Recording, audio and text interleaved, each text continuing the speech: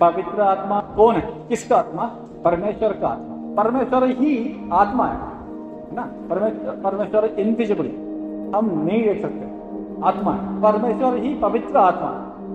तो पवित्र आत्मा का मतलब परमेश्वर का आत्मा, और बाइबल कहता है वो यीशु का आत्मा भी। अगर मेरे अंदर किसी दूसरों का आत्मा मेरे अंदर आएगा, क्या चेंज हो जाएगा मेरे अंदर? उसी के जैसा बन जाए। बाहर तो फर्क होगा पर अंदर सेम ही हो जाए। सेम थिंकिंग, सेम फीलिंग और सेम विलिंगनेस, हमारा इच्छा सेम हो जाए। तो पवित्र आत्मा, परमेश्वर का आत्मा मेरे अंदर आएगा तो मेरे अंदर सिर्फ परमेश्वर से भर जाएगा, तो मैं भी परमेश्वर के बराबर बन जाऊंगा।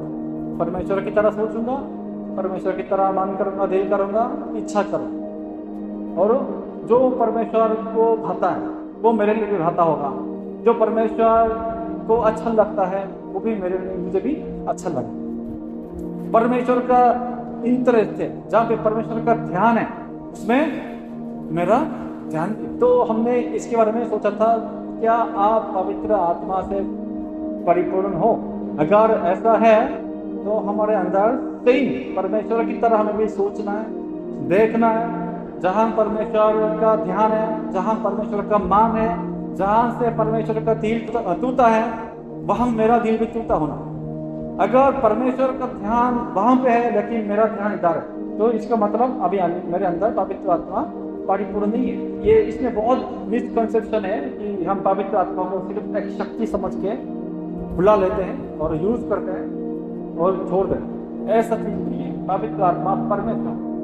सो हम भी परमेश्वर के आत्मा से परिपूर्ण होने के लिए लगातार प्रार्थना में लगे रहना है, ताकि हम भी परमेश्वर की समान सोचें, मन करें और देखें और उसी में जाएं जहां परमेश्वर जाना चाहता है, और जहां परमेश्वर हमें भेजना चाहता है वहां हम भी जाएं और हम भी परमेश्वर की इच्छा को पूरा करें।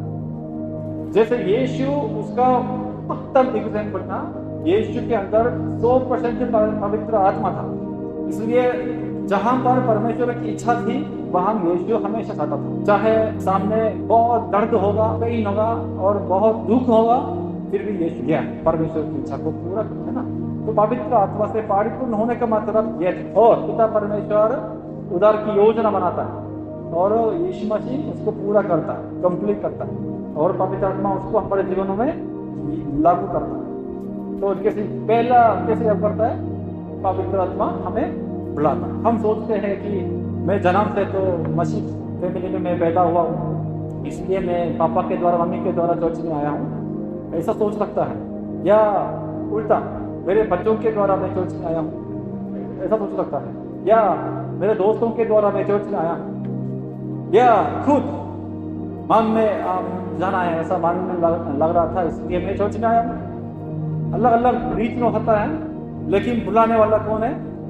इंसान नहीं है, पवित्र आत्मा। परमेश्वर अपने चुने हुए लोगों को पवित्र आत्मा से बुलाता है। तो सबसे पहला पवित्र आत्मा का क्या काम है? बुलाता है, अंधकारों में से बुलाता है। कैसे बुलाता है? हमारे मुंह के द्वारा, हमारे पुराचार की मूर्खता के द्वारा हमें बुलाता है। बहुत सिंपल तरीके से, बहुत नॉलेज के साथ, हमें समझाने से नहीं, ऐसा नहीं है, लेकिन बहुत आसान सरल शब्दों से यीशु को विश्वास करना। वो हमारा प्रभु है, वो 3 दिन हमारे वो में से जीव था, वो सच्चा परमेश्वर है, परमेश्वर का पुत्र है। आप चर्च जाओ, नहीं तो हम नरक जाएंगे। बहुत मूर्ख की बात है ना। ऐसे बाकी लोग सुनेंगे, इतना वो ऐसी बात नहीं है कि सुनने में अच्छा लगता है, मीठा लगता है, ऐसा नहीं है। क्या बात कर रहे हैं? मूर्ख की बात कर रहे हैं। मैंने भी पहले ऐसा सोचा था, लेकिन जब परमेश्वर का समय है, समय पर परमेश्वर हमारे उस पुराचार की मूर्खता के द्वारा हमें बुलाता है और चर्च में बिठाता है। और विश्वास वचन को सुनते विश्वास सुनने से उत्पन्न होता है। जहाँ पे हम ज्यादा समय देता है और इन्वेस्ट करता है तो उसका रिजल्ट जरूर आता है ना। तो अगर हम संसार चीजों में बहुत टाइम देते हैं और उसमें हम ज्यादा समय व्यतीत करते हैं तो उसका रिजल्ट आएगा हमारे जीवन में। माइंड हमेशा उसके बारे में सोचेंगे। लेकिन अगर हम परमेश्वर के वचन पे, आत्मिक चीजों पे ज्यादातर समय दे देंगे तो उसका रिजल्ट हमारे जीवन में आएगा। क्या रिजल्ट आएगा? विश्वास, विश्वास, विश्वास। इसलिए बढ़ जाता है, तो बुलाता है और हमें नया ज्ञान देता है, फिर हमें मन फिराव देता है, फिर हमें धर्मी ठहराता है, फिर हमें विश्वास देता है और हमें पवित्र जीवन जीने के लिए मदद करता है, सहायता करता है। और उसी के द्वारा, परमेश्वर की मदद के द्वारा हम अंत तक से लेते हैं। फिर अंत में जब प्रभु यीशु मसीह दोबारा आएगा तो हमें भी महिमा दिया जाएगी। ठीक है, तो ये पवित्र आत्मा का काम। और तीसरा हमने ये सीखा था, पवित्र आत्मा का 9 फल है। अगर हमारे जीवन में, हमारे अंदर पवित्र आत्मा आएंगे तो जरूर ये फल, 9 फल आता है। पहला प्रेम और शांति भी है, और भलाई भी है, धीरज है, आनंद है, संयम, नम्रता भी है, और कृपया, विश्वास। विश्वास मतलब विश्वास योग्यता हमारे जीवन में ये उत्पन्न होता है। तो अगर एक भाई को, एक बहन को हम ऐसे देखें कि इनके जीवन में ये 9 फल है, कितना मतलब ये फल मतलब ग्रोइंग हो रहा है, उसको देख के हम जान सकते हैं इनके जीवन में पवित्र आत्मा आया है, नहीं आया। मसीह के अंदर आया, फिर भी मेरे अंदर धीरज नहीं, फिर भी मेरे अंदर प्रेम नहीं है, कृपया नहीं है, तो हम नहीं बोल सकते मैं पवित्र आत्मा पाने वाला हूँ। हमें प्रार्थना करनी है हमारी जिंदगी पर ये 9 फल हमारे जीवन में हमेशा लाना है। और आज आत्मिक वर्धन के विषय, उसमें हम लोगों का भी बहुत ध्यान होगा और हम लोगों का भी इंटरेस्ट बहुत होगा। और आजकल बहुत गलत शिक्षा भी बहुत होती है, इसलिए बाइबल क्या कहता है वो जानना। कितनी बार वो अपनी तरीके से बोलेंगे, वो हम सिर्फ उनकी बात समझेंगे, लेकिन बाइबल क्या कहता है हम उसको थोड़ा फोकस करेंगे। ठीक है, ये हमारा रूट बन जाएगा। बाइबल के बाद जो है पहला एक सवाल है, परमेश्वर पवित्र आत्मा के द्वारा हमें वरदान देता है, गिफ्ट देता है। गिफ्ट कौन सा गिफ्ट आप जानते हैं? अन्य भाषा और चंगाई और भविष्यवाणी और ठीक है, वचन निकालेंगे। पहला कोरिन्थियों 12 अध्याय 4 से 7 तक पढ़ें। आत्मा एक ही है और सेवा भी कई प्रकार की है, परंतु प्रभु एक ही है। और प्रभावशाली कार्य कई प्रकार के हैं, परंतु परमेश्वर एक ही है जो सब में हर प्रकार का प्रभाव उत्पन्न करता है। सब में लाभ पहुंचाने के लिए अनेक को आत्मा का प्रकाश दिया जाता है। जी बस, थैंक यू। तो भविष्यवाणी है, अन्य भाषा है और चंगाई है, चमत्कार है और अलग अलग बहुत बहुत गिफ्ट है, शिक्षा भी है, उपदेशक है। ठीक है, अलग अलग गिफ्ट वरदान पवित्र आत्मा हमें क्यों दिया होगा, क्यों देता होगा? यहाँ पे आंसर है जो आप यहाँ क्वेश्चन पढ़ रहे हैं ना, पहला कोरिन्थियों 12 का 7 में। जी क्या लिखा है जोर से? किंतु सबके लाभ पहुंचाने के बस वही है। किसके लिए? किसके? और इम्पोर्टेंट है लाभ पाऊंचना पवित्र आत्मा का ध्यान नहीं है, लेकिन किसका लाभ? सबके लाभ। सबके मतलब क्या? सब पूरा कलीसियाओं को लाभ पहुंचाने के लिए परमेश्वर वरदान देता है। ठीक है, तो पहला मिसकंसेप्शन ये है, लोग अन्य भाषा और चंगाई और शक्ति ऐसा वरदान मुझे मिला है, अपनी बढ़ाई करता है। मुझे माफ कीजिए, वो पवित्र आत्मा का वरदान नहीं है। अगर अपनी बढ़ाई के लिए वो यूज करता है, वो पवित्र आत्मा का वरदान नहीं है। पवित्र आत्मा का वरदान किस लिए दिया गया? सबके लाभ पहुंचाने के लिए। जैसे मसीह में हम कौन है? एक देह है, एक बॉडी है। एक देह में क्या क्या अंग है बताइए? आंख है, कान है, नाक है, मुंह है, हाथ है। अरे ये सिर्फ बाहर की चीज है ना, अंदर को देखा जाए अंदर स्टमक है ना, किडनी भी है, पैंक्री है, बहुत सारे अंग हैं। अगर एक मिसिंग होता क्या हो जाता? हम मर जाएंगे। लोग सोचते हैं ना सबसे इंपॉर्टेंट क्या है? कलेजा। और कलेजा नहीं होगा तो हम सब मर जाएंगे। नहीं, अगर आपके बॉडी में किडनी नहीं होगा क्या हो जाएगा? आपकी जो फिल्टरिंग खत्म हो जाएगा ना, फिल्टरिंग, तो आपके अंदर पूरा पॉइजन से भर जाएगी, तो आप मर जाएंगे। किडनी भी इतना इंपॉर्टेंट है। पेनकड़ी खत्म होगा, पेनकड़ी क्या हो जाएगा? तो शुगर लेवल कोई कंट्रोल नहीं कर पाएगा, ये सब करके खत्म हो जाएगा। सिर से लेकर पैर तक कुछ भी ऐसी चीजें नहीं है जो यूजलेस है, सब इंपॉर्टेंट है। अगर वो सही से फंक्शन नहीं करता, हमारा पूरा बॉडी इम्पैक्ट मिलता है। सो ये इसमें हम तब गिर जाते हैं, खत्म हो जाते। तो परमेश्वर ने एक एक जन को अलग अलग गिफ्ट दे दिया। क्यों दे दिया? जाके लोगों से पढ़ाई करो, अपनी पढ़ाई करो, घमंड हो जाओ, इसलिए दे दिया? नहीं है। क्यों? सबको लाभ पहुंचाने, सबके लाभ पहुंचाने के लिए, एक दूसरे को खड़ा करने के लिए। परमेश्वर ये देखना चाहते हैं हमसे, प्रेम से एक दूसरे को मदद करो, प्रेम से एक दूसरे की सेवा करो। इसलिए मैं आपको ये चंगाई का वरदान देता हूँ, मैं आपको भविष्यवाणी का वरदान देता हूँ, मैं आपको सेवा का वरदान देता हूँ। सब मिल करके एक देह बन के एक दूसरे को मदद करते हुए खड़ा करो, एक पूरा एक बॉडी बन जाओ, हेल्दी बॉडी बन जाओ। ये पवित्र आत्मा वरदान देने का उद्देश्य है। देखिए आजकल देखो, जिनको पवित्र आत्मा का वरदान मिला है, अपने आप को ऐसे कहने वाला है, क्या सोचते हैं, क्या समझते हैं? मैं थोड़ा खास आदमी हूँ। भाई अन्य भाषा बोल सकते हो? मेरी तरफ बोलोगे? पहला कोरिन्थियों इसलिए लिखा गया था, पौलुस ने कोरिन्थियों में जाके कलीसिया की स्थापित की और वहां पे ढेर साल काम सेवा किया और वहां पे लोगों को मतलब सिखा के डिसाइपल ट्रेनिंग देके देके दूसरी जगह में चले गए। लेकिन बाद में पौलुस के कान में ये सुनाई आया, कोरिन्थियों कलीसिया में बहुत प्रॉब्लम चल रहा, 12, 13, 14 आ जाए, किस लिए हुआ? कोरिन्थियों कलीसिया में आत्मिक वरदान की वजह से बहुत डिवीजन तो हुआ। कोई बोलता है मैं तो भविष्यवाणी का गिफ्ट मिला, मैं भविष्यवाणी करता हूँ, चुप रहो, मेरे सामने कोई भी नहीं बोलेगा, परमेश्वर की वाणी मेरे मुंह से अभी जा रही है, सुनते रहो। तो कोई बोलता है हाँ मुझे नहीं मिला भविष्यवाणी, चुप रहो। तो कोई बोलता है अरे अन्य भाषा नहीं बोल सकता है, चुप रहो। आत्मिक वरदान किस लिए दिया गया? एक दूसरे को खड़ा करने के लिए, ऐसा अपनी अपनी पढ़ाई करने के लिए कभी नहीं दिया गया। अगर ऐसा है तो ये शैतान का काम, मैं इतना बोल सकता हूँ, क्योंकि ये ऐसा उद्देश्य से नहीं दिया, इस उद्देश्य से नहीं दिया। 12 अध्याय में पूरा इसका प्रिंसिपल बताता है। पहला कोरिन्थियों 12 अध्याय में पौलुस बताता है पवित्र आत्मा का वरदान इसलिए दिया गया कि हम एक देह हैं, एक दूसरे को लाभ पहुंचाने के लिए, एक दूसरे की सेवा करने के लिए पवित्र आत्मा का वरदान है। और 13 अध्याय में क्या आता है? पहला कोरिन्थियों 13 सबसे फेमस है, किस लिए फेमस है? प्रेम, पूरा प्रेम के बारे में लिखा। ये प्रेम के बारे में क्यों लिखा है? पौलुस ने 12 अध्याय का आखिरी पाठ में क्या लिखा था? मैं सबसे उत्तम रास्ता तुम्हें बताऊंगा, उत्तम रास्ता। और 13 अध्याय में प्रेम क्या है? शुरू होता है।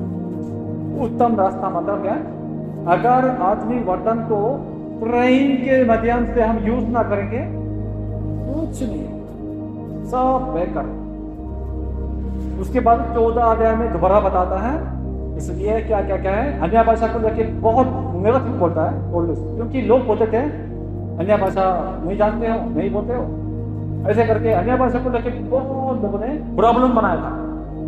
लेकिन पौलुस कहता है पहला कोरिन्थियों 14 अध्याय में, तुम बोलते हो अन्य भाषा का मतलब यह है कि मैं इंसान के बातों से नहीं बोलता हूँ, मैं स्पिरिचुअली बातें करता हूँ परमेश्वर, ऐसे बोलते हो। लेकिन मैं क्या करूँगा?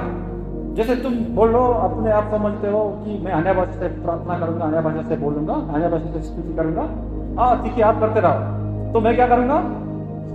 मैं अपनी भाषा से स्पिरिचुअली और बुद्धि से भी मैं गीत गाऊंगा, प्रार्थना करूंगा और बातें करूंगा। है क्या? बेहतर है। अगर कोई अन्य भाषा से प्रार्थना करे, अन्य भाषा से कुछ बातें कहें, बाकी लोग कोई समझ में नहीं आएगा, तो ये सबके लाभ के लिए है नहीं। लेकिन अगर मैं हिंदी में समझाऊंगा, अगर मैं हिंदी में प्रार्थना करूंगा, हिंदी में भविष्यवाणी करूंगा, हिंदी में आपको उत्साहित करूंगा, समझ में आता है, सबके लाभ के।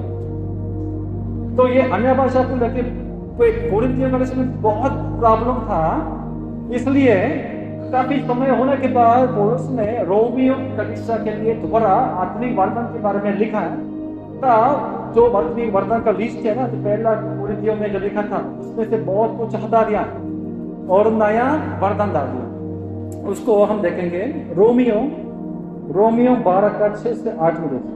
जबकि उस अनुग्रह के अनुसार जो हमें दिया गया है, भिन्न भिन्न वरदान मिले। हमें भिन्न भिन्न वरदान मिले हैं। ठीक है, अभी वरदान की बात दोबारा कर रहे हैं, लेकिन आप देखिए लिस्ट क्या क्या बताता है।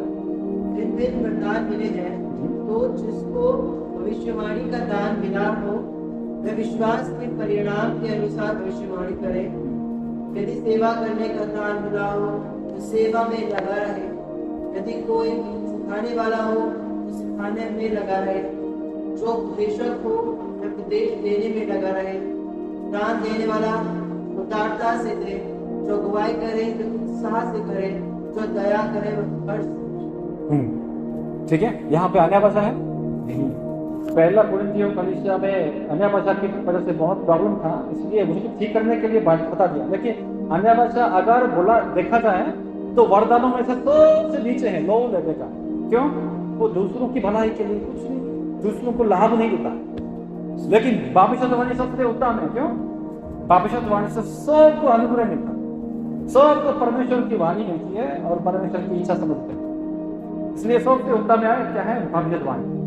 सबसे लो क्या है? अन्य भाषा। अगर अन्य भाषा भी, अन्य भाषा का अर्थ क्या है इंग्लिश में? Other language. Other language. अगर अदर लैंग्वेज की तरह हम सच में बोलेंगे तो हम ऐसा एक्नॉलेज कर सकते हैं, अच्छा ये तो सच में भाषा लैंग्वेज है। पेंटिकोस्ते के दिन में पवित्र आत्मा आके सबके मतलब मुंह में क्या डाला?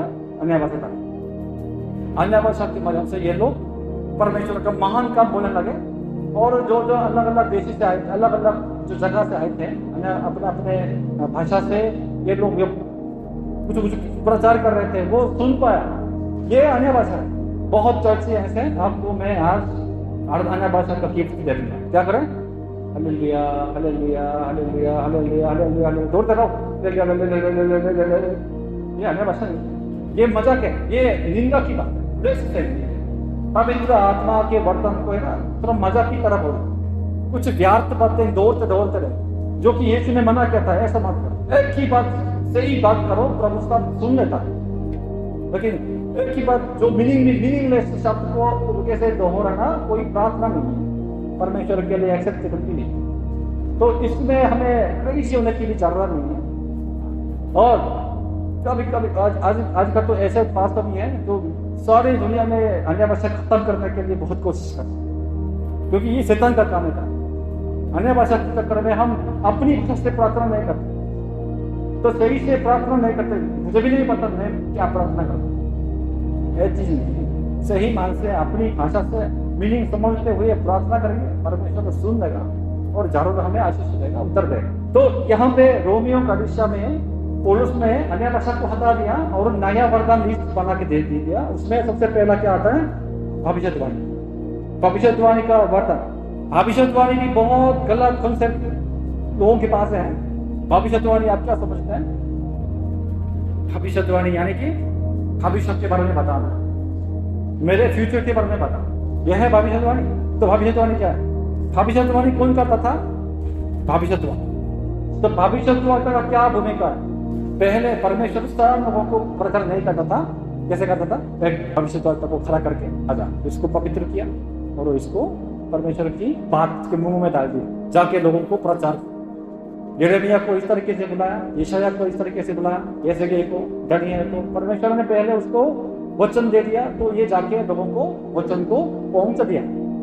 सिर्फ परमेश्वर की बात लोगों तक पहुंचा दिया, डिलीवरी किया, अपनी बुद्धि से नहीं किया। भविष्यवाणी का मतलब है परमेश्वर के वचन को लोगों को सुनाना, ये भविष्यवाणी। दूसरा इतिहास देखेंगे, 2 क्रॉनिकल्स 18 का 12 से 13। जो निकाया को बनाने गया था, उसने कहा, सो नबी लोग एक ही मुंह से राजा के विषय शुभ वचन कहते हैं, इसलिए तेरी बात उसकी सी है, उनकी सी हो, तू भी शुभ वचन कहना।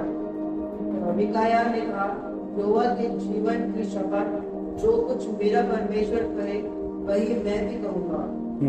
उत्तर इस्राएल के एक राजा था आहाब करके, बहुत बुरा राजा था। एक युद्ध में जाने के लिए तो दक्षिण यहूदा से एक राजा है यहोशापात करके, तो इसने आहाब ने बोला हम चलेंगे, हम मिल के हम युद्ध करेंगे, लड़ाई में जाएंगे तो हम जीत जाएंगे। तो ये यहोशापात राजा को थोड़ा डाउट हो गया, सच में ये प्रभु की इच्छा है, तो हम भविष्यद्वक्ता से पूछेंगे। तो आहाब राजा ने अपने देश में भविष्यद्वक्ता थे, उनसे ये पूछा अपने परमेश्वर की इच्छा है, तो उन्होंने क्या बोला, एक ही बात कही, हाँ तेरे हाथ में ये कर देगा परमेश्वर, जाइए। लेकिन फिर भी यहोशापात को थोड़ा डाउट लगा, क्या किया, और नहीं है भविष्यद्वक्ता, तो एक नबी है हमारे साथ, लेकिन ये हमें सब नेगेटिव बातें करता है, तो मुझे अच्छा नहीं लगा। तो यहोशापात ने बोला नहीं ऐसा बात करिए, उनसे भी हम सुन। तो ये लोग भेजा है, दूत भेजा, तो मीकाया करके एक भविष्यद्वक्ता था, उससे पूछा बाकी सब भविष्यद्वक्ता हैं ये सब ऐसे बोल दिया जीत जाएंगे, मीठी मीठी वाणी बताया, तो तुम भी ऐसे कर खुश हो जाए। लेकिन मीकाया ने क्या बोला, नहीं, जो प्रभु कहेगा मैं सिर्फ वो ही कहूंगा। ये भविष्यद्वक्ता है, सच्चा भविष्यद्वक्ता। इस्राएल में 300-400 झूठा भविष्यद्वक्ता थे, अभी भी है, लेकिन सच्चा भविष्यद्वक्ता सिर्फ कौन है, परमेश्वर का वचन सुनाने वाला, ये सच्चा भविष्यद्वक्ता। तो भविष्यद्वाणी का मतलब परमेश्वर का वचन लोगों को सुनाने वाला। आज का हमारे बीच में भविष्यद्वाणी है या नहीं, कहाँ पे है, आपके हाथ पे, पूर्णता से लिखित वचन में अभी हमारे पास आ गए, तो ये परमेश्वर का वचन। तो भविष्यद्वाणी का मतलब क्या है कि बाइबल का अर्थ सही तरीके से खोल के लोगों को समझाएंगे, ये भविष्यद्वाणी है। इस वापस में मैंने ये देखा, ये सुना, तुम ऐसे करोगे, तुम ऐसे हो जाओगे, ये भविष्यद्वाणी नहीं है। ये अपना पर्सनल एक्सपीरियंस है, इसको लोगों के लिए जनरलाइज नहीं कर सकते। लेकिन हमारे लिए एक संपूर्ण प्रकाशन हमारे साथ में है, क्या है, बाइबल। तो बाइबल जब पढ़ेंगे, बाइबल खुद हमें क्या करता है, भविष्यद्वाणी का, और एक पास्टर परिपूर्ण होकर पवित्र आत्मा से बाइबल का अर्थ खोल के आपको खिलाएंगे, ये भविष्यद्वाणी है। कोई दूसरी बातों में आप जाने की जरूरत नहीं, क्योंकि अभी इस टाइम पे लोग भविष्यद्वक्ता जब काम करते थे, उस टाइम पे अभी बाइबल नहीं था उनके पास, अभी पूर्णता में हमारे पास बाइबल आई, तो बाइबल के द्वारा ही हम भविष्यद्वाणी कर सकते हैं। तो इसलिए सबसे अच्छा उत्तम वरदान क्या है, भविष्यद्वाणी। और भविष्यद्वाणी कौन कर सकता है, बाइबल का अर्थ समझाएंगे, भविष्यद्वाणी का वरदान, ठीक है। इसमें कुछ ऐड नहीं करना है, या इसमें कुछ घटाना भी नहीं, ऐसी चीज लोगों को सुनाना, चाहे लोगों को अच्छा लगे या अच्छा न लगे, कोई बात नहीं, परमेश्वर की इच्छा सिर्फ लोगों को डिलीवर करना, हैंड ओवर करना, ये भविष्यद्वाणी। दूसरा क्या है, सेवा करने का दान। सेवा करने का दान भी ये भी वरदान है, गिफ्ट है। अगर हमारे कलीसिया में देखा जाए, सेवा का वरदान क्या होगा, जैसे हर संडे कोई ना कोई रिफ्रेशमेंट लाता है, ये भी सेवा है। और कोई आके यहाँ पे इसमें पानी देता है, ये भी सेवा है। कोई आके इसको झाड़ू पोंछा लगाते हैं और इसको अरेंज करते हैं, ये भी सेवा है ना। जो लोग नहीं देखते हैं, जो लोग एक्नॉलेज नहीं करते हैं, फिर भी परमेश्वर के सामने सिर्फ चुपचाप से आके साम लोगों के लिए अरेंज करके चले जाना, ये सेवा है। स्लाइड बनाना, ये भी सेवा है ना। इसको साफ अरेंज करना, ये सब सेवा। सेवा का बर्तन आप सबको मिले, हमें आपको मिल जाएगा। अगर एक एक जन की सेवा करते जाएंगे, हमारा कलीसिया बहुत मजबूत कलीसिया बनता। तो तीसरा क्या है, सिखाने वाला। देखिए, सिखाने वाला भी ये वरदान, जो अच्छा सिखाता है उसको भी वरदान मिला। वचन सुन लिया है और बाइबल स्टडी भी किया है, लेकिन कोई ऐसा है सिखाने में थोड़ा स्किल नहीं है, लेकिन जिनको सिखाने वाला का वरदान मिला वो अच्छा समझाता है, अच्छा उदाहरण से समझाता है, ये भी एक वरदान है। ये भी एक दूसरे को खड़ा करने के लिए बहुत अच्छा वरदान। और क्या है, चौथा उपदेशक। ट्रांसलेशन थोड़ा सही नहीं है, उपदेशक की जगह क्या करना था, ये उत्साहित करने में, क्योंकि उपदेशक मतलब सिखाने वाला बराबर है, तो सिखाने वाला भी हो चुका है। तो ये चौथा बार क्या है, उपदेशक का मतलब उत्साहित करने वाला, लोगों को बहुत इंकरेज करने वाला भी है, ये भी गिफ्ट है। लोगों को उत्साहित करके मन में क्या लगाते हैं, आग लगाते हैं, हम सबके लिए हम खाना खिलाएं, उत्साही करने वाला, ये भी वरदान है। हाँ? या एक अपने भाई के बीच में भी हम करते हैं, हम इस वर्ष के बाद मिलेंगे, ये उत्साही करने वाला। ओ हम कॉन्फ्रेंस के लिए हम प्लान करेंगे, उत्साही करने वाला, ये भी गिफ्ट है। हम इस बार थोड़ा आउटरीच करके जो गरीबों को थोड़ा खिलाएंगे, मदद करेंगे, ये भी उत्साही है। ये भी उत्साही करने वाला भी एक वरदान। और पांचवा, दान देने वाला, चाहे लोग देखें ना देखें, चुपचाप से जाके थोड़ा आर्थिक सिचुएशन थोड़ा प्रॉब्लम है, उनको जाके थोड़ा सा दान दे के आते, चुपचाप से मदद करना, ये भी गिफ्ट है। अगर हम है ना, लेकिन लोगों को दिखाने के लिए नहीं, तो लोग देखो मैं इसको 100 रुपये दे रहा हूँ, ये नहीं है, ये दान देने वाला गिफ्ट नहीं है। दान देने वाला गिफ्ट है ना, बहुत बुद्धि से करना, लोगों को मालूम भी नहीं जाता है क्या करना है, लेकिन प्रभु देखेगा। ऐसा हम दान देने वाला का गिफ्ट है।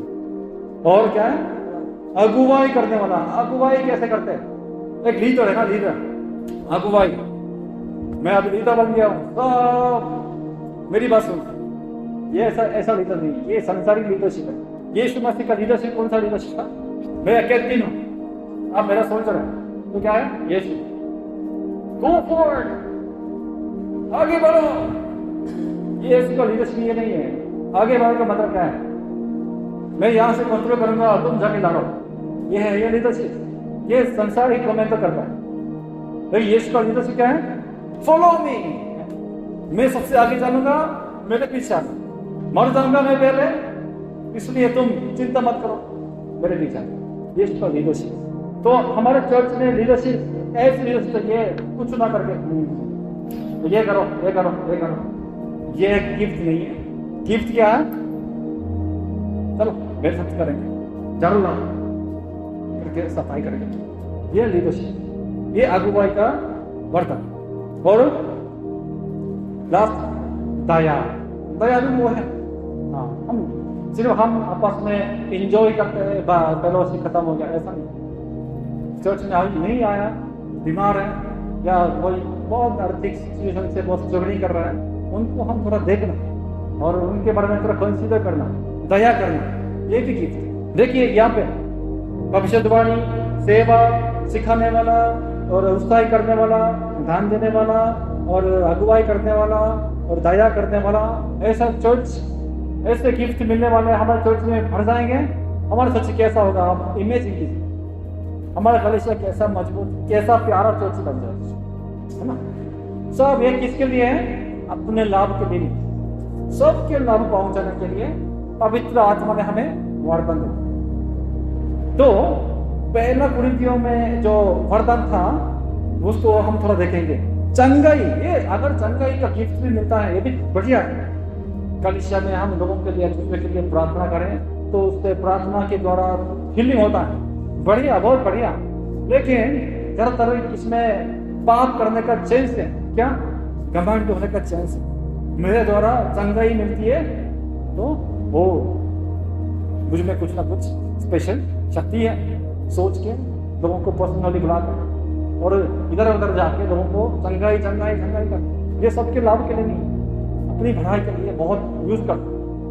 अगर कलीसिया में सब मिलके लोगों के लिए प्रार्थना करें और चंगाई मिले, बहुत बढ़िया, चर्च मजबूत हो जाएगी। किसी इंसान की महिमा नहीं होगी, परमेश्वर की महिमा, ठीक है। और क्या, आत्मा को परखने वाला वरदान परमेश्वर की ओर से ही है, शैतान की ओर से ही, अपनी तरफ से है, इसको जांचना भी बहुत इंपॉर्टेंट है। और अन्य भाषा, अगर कोई अन्य भाषा बोलता है, अगर अन्य भाषा बोलते हैं तो चर्च में क्या करना है, अगर उस अन्य भाषा को इंटरप्रेट करने वाला हो तो बोल सकते हो, है ना। आपको अन्य भाषा मिली तो अन्य भाषा से आप कुछ इंकरेज करना चाहते हो तो बताइए, लेकिन बगल में जरूर कौन आना है, इसको होना है, इसका ट्रांसलेट करने वाला हो, तभी सबके समझ में आए। पहला कुरिन्थियों 12-13-14 जरूर पढ़िए तो आपको मिलेगा। पौलुस कितना अन्य भाषा के बारे में थोड़ा सावधान रहते, बहुत सावधान रहते। इसलिए जब चर्च आप मिलके सब अन्य भाषा से प्रार्थना करेंगे तो क्या हो जाएगा, जो नया भाई चर्च में प्रवेश करेगा तो क्या हो जाएगा, हम सबको पागल समझेंगे और चल जाएंगे। तो सबके लिए नहीं है, हाँ, अगर आत्मिक वरदान के रूप में ये सोचा जाए तो हम इसको जरूर किसके लिए यूज करना है? चर्च के लिए, सबके लिए यूज करना, सबके लाभ पहुंचाने के लिए हमें यूज करना। और चमत्कार भी सही, यीशु ने भी चमत्कार दिखाया था, हमें आश्चर्य काम का क्या था। यीशु के अद्भुत काम को देखे कितने लोग यीशु को विश्वास किए, कितने लोगों ने यीशु को विश्वास किया। 5 रोटी 2 मछलियों से 5,000 को खिलाया। अगर उसमें बच्चे लेडी को जोड़ेंगे तो 20,000 करीब 20,000 को खिलाया। अद्भुत काम है। तो लोग उससे थोड़ा पागल बन गए यीशु को देखे, क्या सोचा, यीशु को हम राजा बनाएंगे, इसके पास इतना शक्ति है तो ये जरूर हमें रोमियों से छुटकारा देगा। यीशु को पीछे चलने लगे। तो यीशु ने एक दिन क्या वचन दिया? मैं सारी रोटी खिलाने वाला नहीं हूँ, जीवन की रोटी हूँ मैं। ऐसे मुश्किल आत्मिक वचन देने लगे। तब से एक करके यीशु से दूर चले गए। सब चले गए, एक कौन बच गए? यीशु के बाहर चले गए। यीशु ने पतरस से पूछा, तुम भी जाओगे? तो पतरस ने क्या बोला? ये यूहन्ना 6 में है, क्या बोला? अनंत जीवन की बातें यहाँ पर है, आपके साथ है, हम किधर जाए? जो वचन में पकड़ गया ना वो सिर्फ रह जाता, लेकिन अद्भुत काम को देखे, चंगाई को देखे, चमत्कार को देखे यीशु के पीछे आए, चर्च में आने लगे। एक दिन मुश्किल शब्द सुनाया जाएगा तो ये चले जाएगा। इसलिए वचन, प्रार्थना, इन दोनों के अलावा हम पवित्र आत्मा से परिपूर्ण नहीं हो सकते। और अगर सही से वचन पढ़ेंगे, मन को खाली करके, अब 10 मिनट, सिर्फ खाली 10 मिनट शांत रह के, किसी से भी आप बात करना खत्म, मोबाइल से दूर हो जाओ और मन को खाली करके 10 मिनट बाइबल पढ़ेंगे तो पवित्र आत्मा आपको खींच के बाइबल के अंदर ले जाएंगे। आप हेवन को चखेंगे, स्वर्ग को चखेंगे, पवित्र आत्मा से परिपूर्ण हो जाएंगे और हम बहुत खुश हो जाएंगे, आनंदित हो जाएंगे, परमेश्वर के बराबर बन जाएंगे। यीशु की तरह हम सोचेंगे, यीशु को देखेंगे, यीशु की तरह हमें सेवा करना चाहिए। ऐसा आखिरी में हम 1 कुरिन्थियों 13 अध्याय पूरा पढ़ के उसको समाप्त करेंगे, क्योंकि आत्मिक वरदान में सबसे महत्वपूर्ण क्या है? उसके आधार क्या होना चाहिए? प्रेम होना चाहिए। अगर सब प्रेम के बिना करें, चाहे मैं कितनी अच्छा काम करें, ऐसा अपनी बढ़ाई के लिए, दूसरे के लिए नहीं, तो हम 1 कुरिन्थियों 13 1 से 13 तक मैं एक पद पढ़ूंगा, उसके बाद आप एक पद पढ़ेंगे, ऐसे करके इसको कंप्लीट करेंगे। यदि मैं मनुष्यों और स्वर्गदूतों की बोलियां बोलूं और प्रेम न रखूं तो मैं ठनठनाता हुआ पितल और झनझनाती हुई झांझू।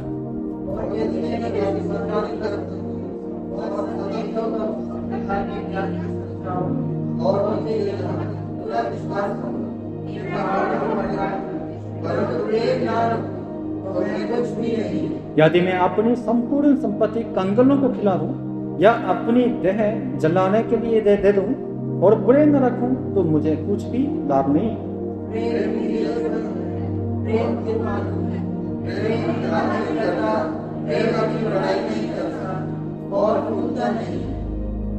वह अनरीति नहीं चलता, वह अपनी भलाई नहीं चाहता, झुंझलाता नहीं, बुरा नहीं मानता,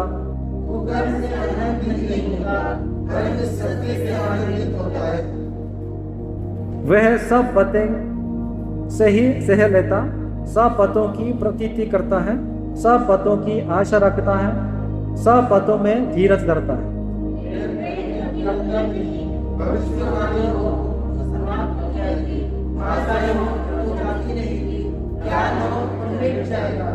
क्योंकि हमारा ज्ञान अधूरा है और हमारी भविष्यवाणी अधूरी।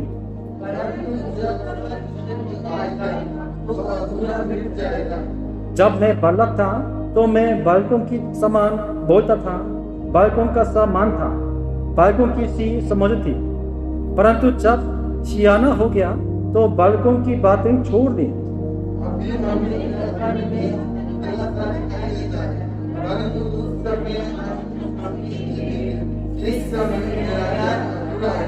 परंतु उस समय ऐसी पूरी रीति से जैसे मैं पहचाना गया हाँ मिल के पढ़ेंगे। पर अब विश्वास, आशा, प्रेम ये तीनों स्थायी है, पर इनमें से सबसे बड़ा प्रेम है। आशा, विश्वास, प्रेम ये सदा के लिए है, लेकिन सबसे उत्तम क्या है? विश्वास नहीं है। विश्वास के बिना आप उदाहरण नहीं पाएंगे। देखिए, विश्वास और आशा एक खंभा है, दो खंभे हैं। किसको खड़ा करने के लिए? प्रेम। विश्वास, आशा तब तक चाहिए जब तक हम संसार में रहेंगे। अगर हम स्वर्ग में चले जाएंगे, विश्वास, आशा खत्म हो जाएगी, इसका भूमिका खत्म हो जाए। विश्वास नहीं चाहिए, आप यहाँ हमने समय देखेंगे। आशा नहीं चाहिए, ये आशा पूरा होगा, लेकिन प्रेम सदा के लिए रहे। इसलिए हमें संसार में जब तक रहते हैं, प्रेम को प्रैक्टिस करना, प्रेम की ट्रेनिंग लेना।